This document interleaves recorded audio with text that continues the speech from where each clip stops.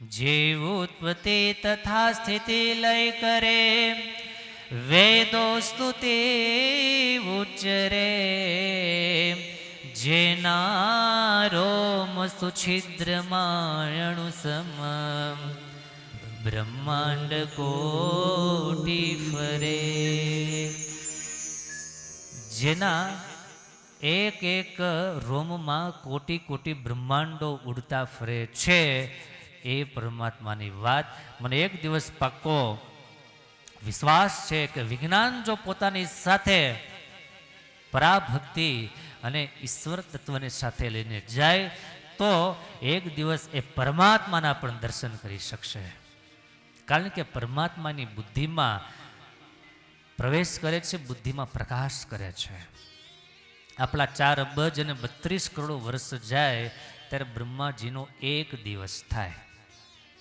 આપણે ત્યાં 4 યુગની કલ્પના આપવામાં આવી છે: સતયુગ, ત્રેતા, દ્વાપર અને કળિયુગ. આપણે ઊંધેથી આપણે જોઈએ તો અત્યારે આપણે જે ચાલે છે યુગ કયો? કલિયુગ. આપણે બધા કળિયુગમાં જીવીએ છીએ. 2 દિવસ પહેલાં કોઈ બહુ સરસ એક વાત મેં વાંચી કે આવો પણ કળિયુગ આવશે ખબર નહોતી. આપણે દેવ દેવીઓને તો ધૂપબત્તી વગેરે બધું કરીએ છીએ, અગરબત્તી કરીએ છીએ, પણ સમય એવો આવશે કે મચ્છરને પણ આપણે અગરબત્તી કરવી પડશે. સમજાય એમ? એક દિવસ એવો આવશે કે મચ્છર માટે અગરબત્તી કરવી પડે. આનંદભાઈ, આપણે કરીએ છીએ ને આજે? કાલ કઈ રીતે આ સાથે લાઈવાયુ દરરોજ કરતા હશે કે ગંગાજીને કિનારે મચ્છર પણ પવિત્ર હોય, એને પણ અગરબત્તીનો ધૂપ આપો. કળિયુગમાં રહીએ છીએ આપણે. કળિયુગની અવસ્થા બતાવવામાં આવી છે. 4,32,000 વર્ષની એમની આયુષ્ય છે. હજી તો 5,200 વર્ષ વ્યતીત થયા છે. હજી તો બહુ પંથ બાકી છે. આ તો આપણને બધાને એમ લાગે કે હળાહળ કળિયુગ આવ્યો, પણ હળાહળ કળિયુગ તો હજી આવવાનો છે. પણ અત્યારે પણ જે કળિયુગ છે એમાં પરમાત્માના ભક્તોને માટે સારામાં સારી વાત એ છે, કલૌ કેશવ કીર્તનાત, કલૌ કેશવ કીર્તનાત. કળિયુગનો એક જ માત્ર પ્લસ પોઈન્ટ છે, વિશેષતા એ છે કે કળિયુગમાં શ્રીહરિ કેવલ નામ આધારા, પરમાત્માનું નામ સ્મરણ કરવા માત્રથી પરમાત્માની પ્રાપ્તિ થાય છે. માટે કળિયુગની બહુ મોટી વિશેષતા છે. કળિયુગની ઉંમર 4,32,000 વર્ષની છે. એની પર હવે દ્વાપર, જે દ્વાપરમાં ભગવાન કૃષ્ણ પરમાત્માનું પ્રાગટ્ય થયું છે, જેનું આયુષ્ય, દ્વાપર યુગનું આયુષ્ય 8,64,000 વર્ષનો એનો સમય અવધિ છે. 4,32,000 કળિયુગમાં, એમાં 4,32,000 બીજા ઉમેરો એટલે દ્વાપર, એમાં 4,32,000 પ્લસ કરો, કેટલા થાય? ગણિત જેનું પાકું જરા કહી દો, મોબાઈલનો ઉપયોગ કર્યા વગર. 8,64,000 વર્ષમાં 4,32,000 પ્લસ કરો એટલે સમય અવધિ આવે 12,96,000 વર્ષ, જેને ત્રેતાયુગ કહેવામાં આવે છે. અને એ ત્રેતાયુગમાં ભગવાન રામચંદ્રજીનું પ્રાગટ્ય થયું છે. 2 દિવસ પછી આપણે જે રામલલાનો ધામધૂમથી આ જન્મોત્સવ ઉજવવાના છીએ. એ 12,96,000 વર્ષમાં બીજા 4,32,000 વર્ષ ઉમેરો એટલે થાય સતયુગ, જેની અવસ્થા થાય 17,28,000 વર્ષ. સતયુગનું આયુષ્ય 17,28,000 વર્ષ, ત્રેતાનું આયુષ્ય 12,96,000 વર્ષ, અને દ્વાપરનું આયુષ્ય 8,64,000 અને કળિયુગનું આયુષ્ય 4,32,000. આ કાળઅવધિ બતાવવામાં આવી છે. 4 પ્રકારના પ્રલય બતાવવામાં આવ્યા છે: નિત્ય પ્રલય, નિમિત્ત પ્રલય, પ્રાકૃત પ્રલય, આત્યંતિક પ્રલય. આ 4 પ્રકારના પ્રલય બતાવવામાં આવ્યા છે. બ્રહ્માના દિવસ દરમિયાન ક્ષણે ક્ષણે થતો જે વિનાશ, એક એક ક્ષણે જે વિનાશ થઈ રહ્યો છે એને કહેવામાં આવે છે નિત્ય પ્રલય. એક એક સેકન્ડે, ગઈ સેકન્ડે આપણે જે હતા એ આ સેકન્ડમાં આપણે નથી. દરેક સેકન્ડ આપણામાં પરિવર્તન કરતું લાવ્યું છે. જ્યારે બાળકનો જન્મ થાય ત્યારથી લઈ અને બાળકનો ક્રમશઃ વિકાસ થતો જાય, જેમ જેમ ઉંમર વધતી જાય એમ એમ એના શરીરમાં ચેન્જ આવતો જાય. આપણે એમ કહીએ કે ઉંમર વધતી જાય, પણ ખરેખર ઉંમર વધતી નથી, પણ શું થાય છે? ઘટે છે. ઉંમર વધી ગઈ એમ લાગે છે, પણ ખરેખર બાપ મારી તમારી આપણા બધાની ઉંમર ઘટી રહી છે. આપણા સૌની ઉંમર ઘટી રહી છે. બહુ સરસ કવિએ વાત લખી છે. કઠણ વેળા છે અંત કાળની રે, મરણ મોટેરો માર, મરણ મોટેરો માર. કઈક રાણા ને કઈક રાજીયા, કઈક રાણા ને કઈક રાજીયા. હારે છોડી હાલ્યા સંસાર રે, હેતે હરિનો રસ પીજીએ, હેતે હરિનો રસ પીજીએ, હેતે હરિનો રસ પીજીએ. હે સંસાર ધુમાડાના પાછકારે, સાથે ના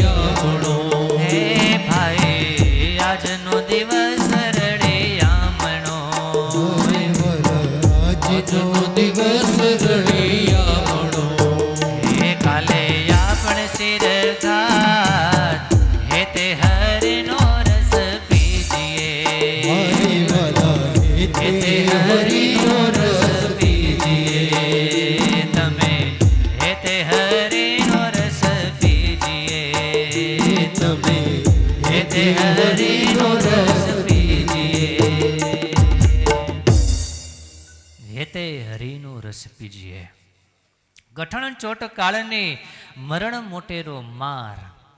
કાળ ક્ષણે ક્ષણે આપણાથી નજીક આવી રહ્યો છે. દરેક સેકન્ડે આપણાથી નજીક આવે છે.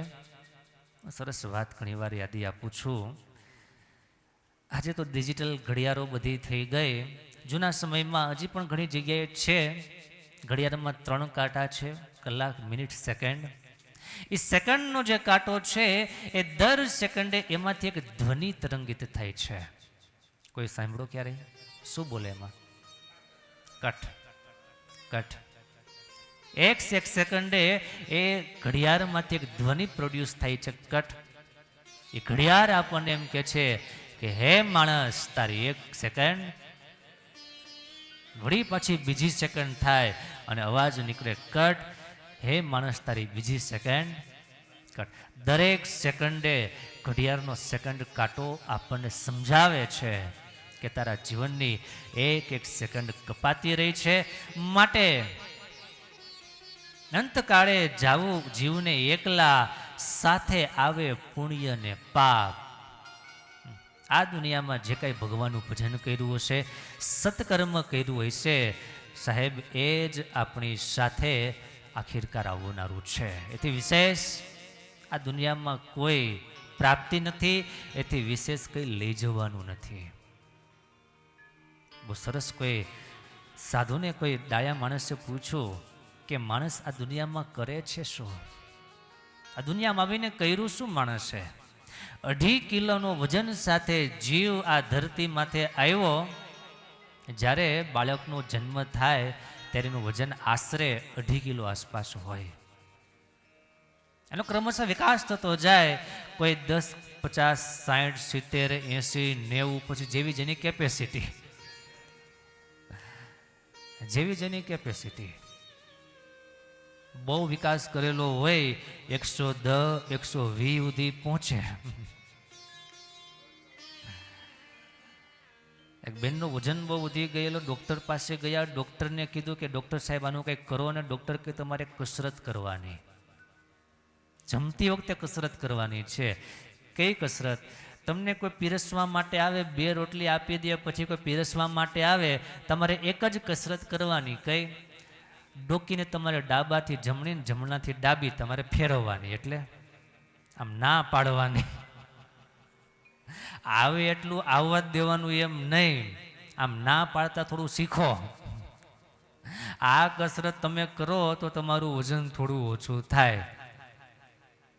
તો 100 કિલો 150 કિલો જેવું જેનું વજન, ગમે એટલું વજન હોય, પણ જ્યારે શરીર નાશ પામે અને અગ્નિ સંસ્કાર થાય, અગ્નિ સંસ્કાર થઈ ગયા પછી એ રાખનો વજન કરીને જોશો 2.5 કિલોથી પણ વધારે નહીં હોય. 2.5 કિલોના આવ્યા 2.5 કિલોના જ વળી પાછા રહી જઈએ. વચમાં જે કાંઈ આ પ્રોગ્રેસ દેખાય, વચમાં જે આ કાંઈ વિકાસ દેખાય, એ બધો એમનો એમ રીઝનરાવ છે. સાથે આવે પુણ્ય ને પાપ. આપણી સાથે માત્ર ને માત્ર આપણે કરેલા પુણ્ય, આપણે કરેલા ભજન, આપણે કરેલું સત્કાર્ય એ સાથે આવે છે. જેને જેને સત્કાર્યો કર્યા, જેને જેને સારા કામ કર્યા છે, એને આપણે આજે યાદ કરીએ છીએ. એ કોઈ પણ ક્ષેત્રમાં હોય, તમામ ક્ષેત્રોમાં એમની નોંધ લેવાય છે, એની યાદી લેવાય છે, એને સારા કામ કર્યા છે. મારવાડના ઝઘડુસાને એટલા માટે આપણે યાદ કરીએ છીએ કે જ્યારે મહારાણા પ્રતાપને સમય આવે મોગલ સરકારની સામે યુદ્ધ કરવામાં, નાણાં દાણા માણા હથિયાર વગેરે તમામ જ્યારે ખૂટ્યા, અને ત્યારે ઝઘડુસાએ કહ્યું છે, રાણા, અમારી આગળની પેઢી અને તમારી આગળની પેઢી, અમારે ત્યાં પહેલેથી આટલી લક્ષ્મીજીની રેલમ છેલ બોલે છે, અને તમારા વડવાઓએ અમારું રક્ષણ કર્યું છે, માટે અમારે ત્યાં ધન ભંડાર ભરેલા છે. માટે હે મહારાણા, હે પ્રતાપ, ચિંતા બધી મૂકી દો, અને મારા તમામ ખજાના તમારે માટે ખુલ્લા છે, જાઓ.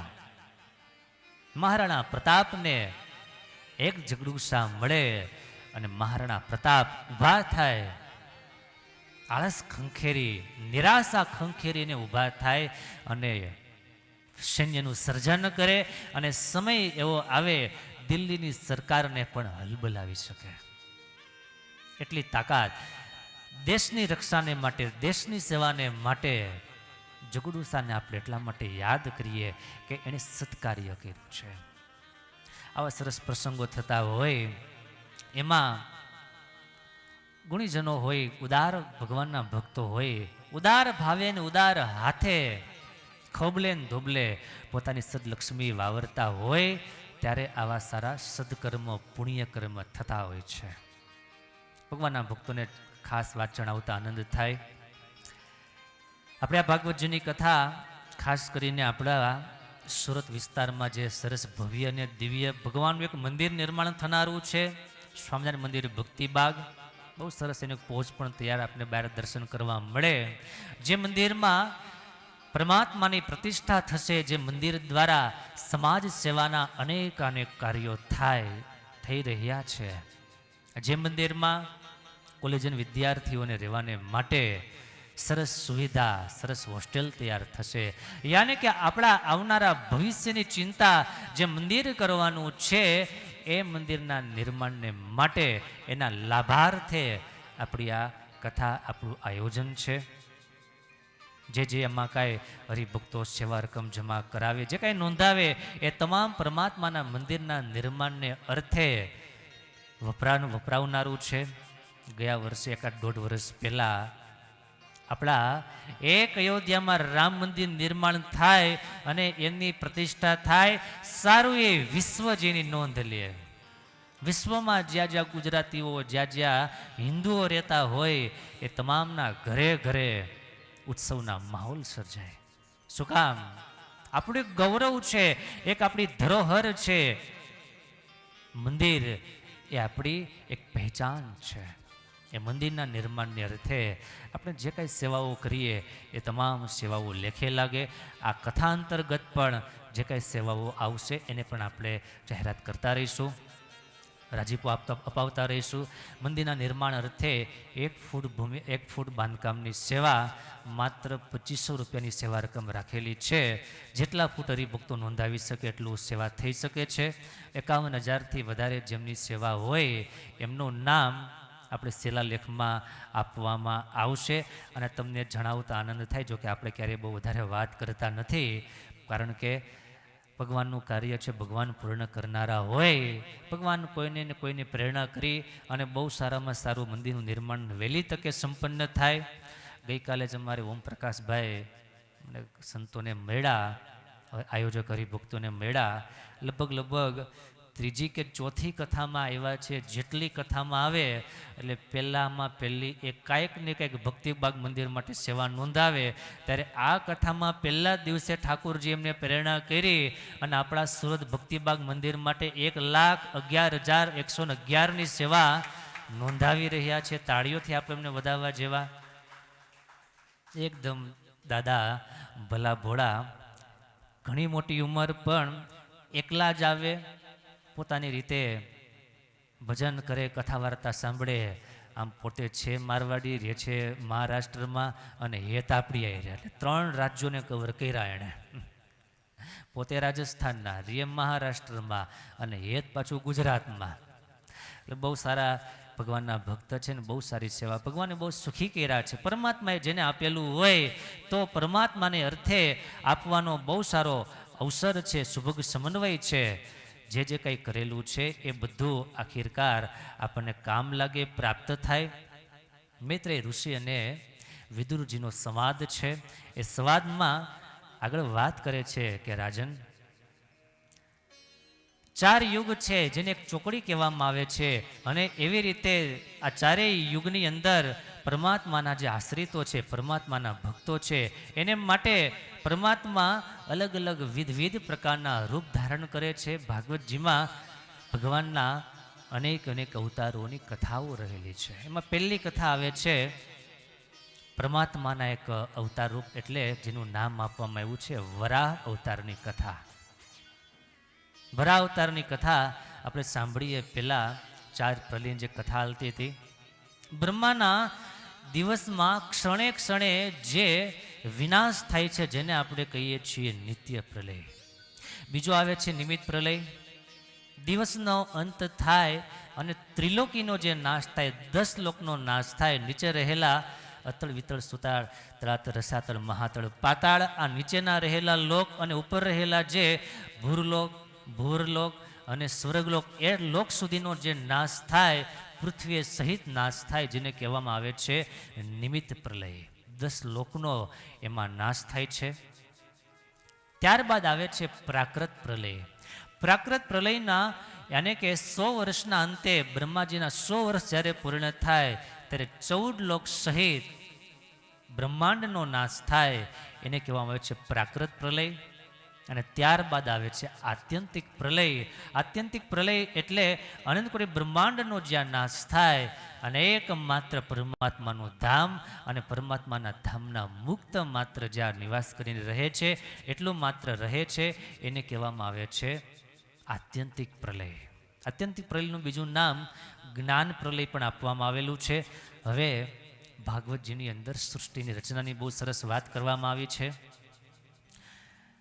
ભગવાન નારાયણે સૃષ્ટિના સર્જન માટે જ્યારે વિચાર કર્યો છે ત્યારે પરમાત્માએ માયા સામે નજર કરી છે. માયાથી મહત્તત્વી અહંકાર, અહંકારથી સાત્વિક, રાજસ અને તામસ 3 ગુણનું સર્જન થયું છે.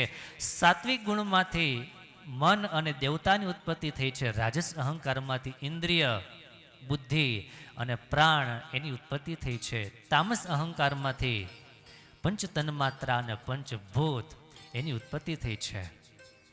રાજસમાંથી ઇન્દ્રિય, બુદ્ધિ, પ્રાણ અને એમાંથી વિરાટ, અને વિરાટના કમળમાંથી બ્રહ્માજીની ઉત્પત્તિ થઈ છે. બ્રહ્માજી ચારેય દિશામાં જોવાને કારણે બ્રહ્માજી ચતુર્મુખી થયેલા છે. ભગવાનની નાભી કમળમાંથી, નાળમાંથી બ્રહ્માજી આગળ જોવા લાગ્યા છે. કઈ રીતના બ્રહ્માંડનું સર્જન કરવું કોઈ જ્યારે ખ્યાલ નથી આવતો ત્યારે ભગવાનનું ધ્યાન કર્યું છે અને ભગવાન શેષશાહીના દર્શન થયા છે. ભગવાને બ્રહ્માજીને આદેશ કર્યો છે, તપ તપ તપ, હે બ્રહ્માજી તપ કરો. ભગવાનના આદેશને જાણી અને બ્રહ્માજીએ તપ કરેલું છે અને તપના પ્રભાવે કરી અને બ્રહ્માજીએ સમગ્ર સૃષ્ટિનું સર્જન કર્યું છે. એટલી બધી અદ્ભુત પરમાત્માની આ સૃષ્ટિ છે. સનક, સનંદન, સનાતન અને સનત કુમાર, આ 4 સનકાદિકો એની પણ બ્રહ્માજી દ્વારા ઉત્પત્તિ થયેલી છે. બ્રહ્માજીએ કહ્યું છે 4 સનકાદિકોને કે હે પુત્રો, બ્રહ્માંડનું સર્જન મેં કર્યું છે, હવે તમે આ બ્રહ્માંડમાં વિસ્તાર કરો, એનો વિકાસ કરો. અને ત્યારે 4 સનકાદિક ભાઈઓએ કહ્યું છે, પિતાજી माफ कीजिएगा, लेकिन हम संसार में रहने वालों में से नहीं है. हम संसार से पार होने के बाद परमात्मा को प्राप्त करने के लिए आए हैं. 4 सनकादिकोए ब्रह्माजीने કહ્યું છે, અમે સંસારમાં નહીં જોડાઈએ, અમે સંસારમાં પ્રવેશ નહીં કરીએ, અમારો જન્મ પરમાત્માની પ્રાપ્તિ માટે થયો છે. આ કથા આપણને સમજાવે છે આપણા સૌ કોઈનું પણ આ ધરતી ઉપર આવવું. ગઈકાલે આપણે વાત કરી હતી, શેને માટે છે? જન્મ મરણના બંધ થકે છૂટવારે લોલ, જન્મ મૃત્યુના ભય થકે છૂટવારે લોલ. જન્મ ને મૃત્યુ આવન ગમનની જે આ ભવાટવી છે એમાંથી મુક્ત થવા માટે, એનાથી દૂર થવા માટે આપણો જન્મ છે. દુનિયાના ડાયા માણસો એમ કહેતા હોય, ભાઈ આ જન્મ મેળો છે, કાલ કોણે જોઈએ છે, મેરા પછી શું થવાનું છે, માટે મોજ મજા કરી લ્યો. પણ યાદ રહે, મોજ મજા જે કરેલી હશે એ આપણને મારશે, અને ભગવાનની ભક્તિ, ભગવાનનું ભજન કરેલું હશે એ આપણને તારશે. ભગવાનની ભક્તિ, ભગવાનનું સ્મરણ, ભગવાનની સેવા એ આપણને તારે છે. માટે ભગવાનના ભક્તો ખૂબ ભાવથી પરમાત્માનું ભજન કરીએ. આ સૃષ્ટિ બહુ અજબ ગજબની છે. અહીંયા સારા સારા મોટા મોટાઓ પણ લોભાઈ ગયા છે. બ્રહ્માનંદજીની બહુ સરસ પંક્તિ છે. ભગવાનની માયા કેવી છે? અહો પ્રભુ અચરજ માયા તુમારી, અહો પ્રભુ અચરજ માયા તુમારી, અહો પ્રભુ અચરજ માયા તમારી, અહો પ્રભુ અચરજ માયા તુમારી, जिसमें मोहे सकल नर नारे,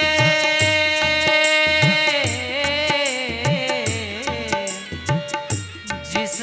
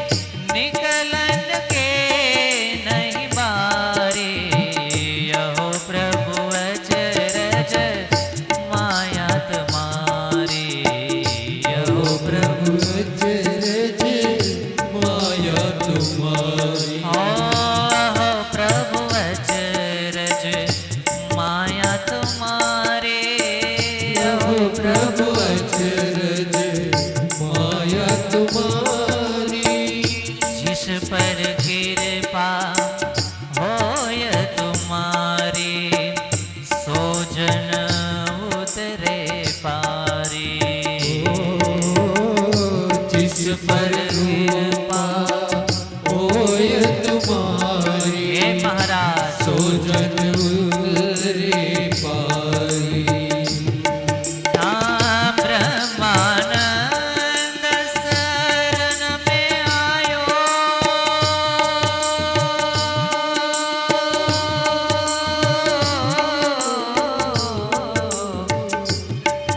ब्रह्मानंद शरण में आयो लीजिए मोहे उगारे लीजिए मोहे उगारे अहो प्रभु अचरज माया तुम्हारी अहो प्रभु अचरज माया तुम्हारी अहो प्रभु अचरज माया तुम्हारी अहो प्रभु अचरज माया तुम्हारी अहो प्रभु अचरज अहो प्रभु अचरज अहो प्रभु अचरज माया तुम्हारी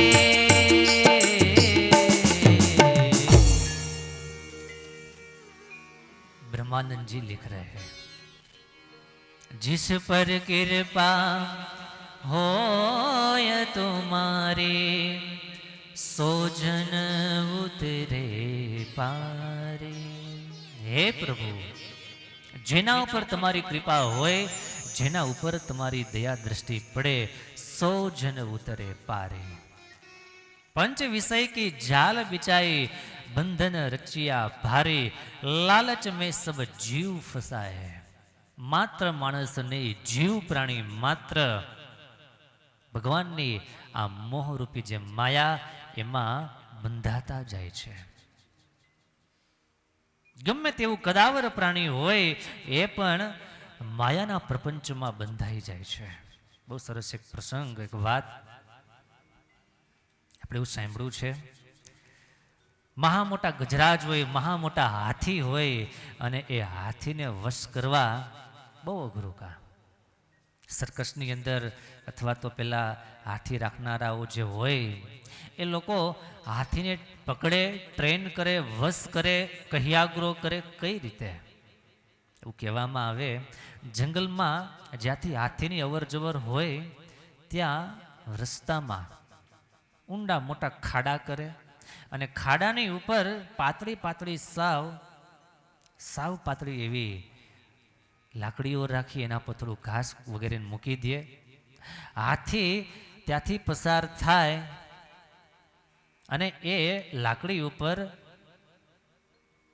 એક હાથણીનું સ્વરૂપ એક ખાલી એવી પ્રતિકૃતિ એના પર મૂકે એને જોઈ અને મોટો એવો હાથી એને મળવા માટે એની પાસે જ્યાં નજીક જાય અને ત્યાં ખાડામાં પડી જાય એને પકડી લે અને પછી ઘણા દિવસ સુધી ભૂખો રાખે ઘણા ઉપવાસ કરાવે સાવ નિર્બળ જેવો બની જાય અને સાવ વશ થઈ જાય અને પછી એમને સર્કસમાં ખેલ કરવામાં વગેરે વગેરેમાં ઉપયોગમાં લે પંચ વિષય કી જાલ બિછાઈ બંધન રચિયા ભારી મોટા મોટા જીવ પ્રાણીથી લઈ અને નાનામાં નાના કીડી મકોડા સુધી સૌ કોઈ ભગવાનની માયામાં મોહ પામ્યા છે પરંતુ जिस पर कृपा होय तमारी सौ जन उतरे पारे भगवानना संतनी कृपा जेना पर होय भगवानना संतनो समाश्रय जेमने होय ए भगवाननी मायाथी मुक्त थई सके